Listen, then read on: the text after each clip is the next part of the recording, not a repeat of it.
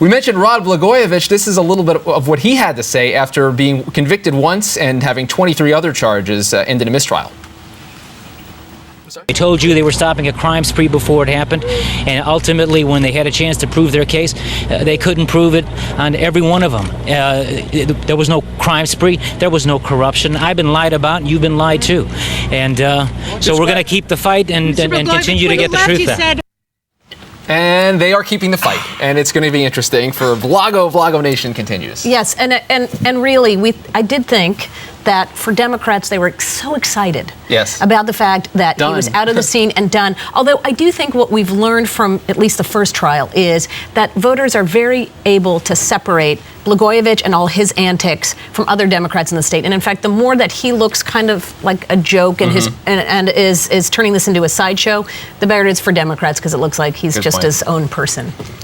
Chris Cillizza joins us now. It's post-politics time. This is a reunion of sorts. I was waiting for the Rod Blagojevich has great hair, Chris Cillizza has great hair, but it just never came. I know. How about even he's back? I get nothing. No. That's fine. There's history between these two, we should say. But yes, we worked together long ago. Long ago. When Galaxy Far Away with Charlie Cook. That's right. All right. That's right. And now we come together. This is...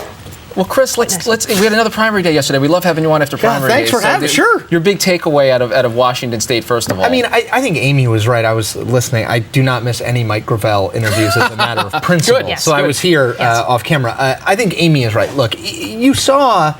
I think everybody reads what they want to read out of it. Oh, Patty Murray got 46. Oh, Dino Rossi got 34. But if you add up all the votes, you're looking at 49.8 to 49.4. Right. Very close. And I think we're going to see something similar to what we saw in 2004 when Dino Rossi was a state senator and ran against Christine Gregoire, the state attorney general for governor. Incredibly close race, long recount. Let's hope maybe we don't have a recount, but I think it's going to be extremely close. And probably with Wisconsin and California, a real bellwether. Yep. If Republicans can win Washington State, then they actually could put together a case for the majority. That's right.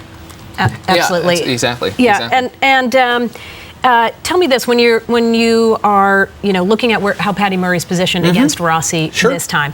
Obviously, she was the mom in tennis shoes 18 years ago. Yep. She's still trying to run as an outsider.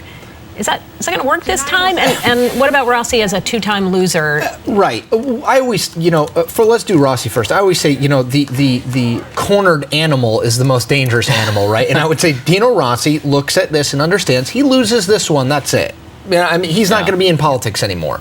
It's kind of the John Thune mentality when he ran in 2004 against Tom Daschle. It was kind of like, well, he lost once, you lose 2 cycles in a row, you're not a rising star anymore. Right.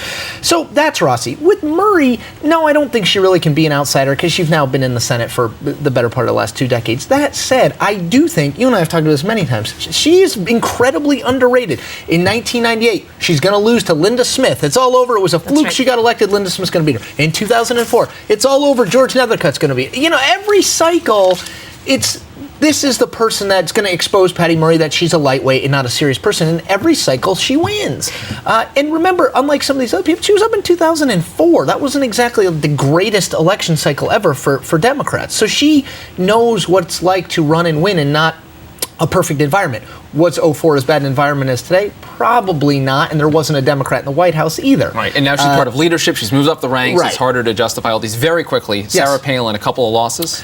I just think it's this machine gun scattershot endorsement strategy. I always return, when people say there's a lot of strategy behind this with her, I always return to her endorsing Angela McGlowan, a no chance in Mississippi 3 candidate, on Twitter on the day of the primary. Right. I just think she kind of does what she does. Right. We have to analyze her outside of the way in which we analyze Pawlenty, Romney. It's just a different thing, whether she runs or not. All right. Just a different set of criteria. Chris Cillizza, Washington Post, Post-Politics. Thanks for being here. Thanks, guys. Thanks. Really appreciate it. That does it for this edition of Top Line. It's twitter.com/Rick Klein, twitter.com/Amy E. Walter. Amy, thank you. Great debut show. Thanks. Very fun. And as we know, there are constitutional issues that would prevent a Palin-Gravel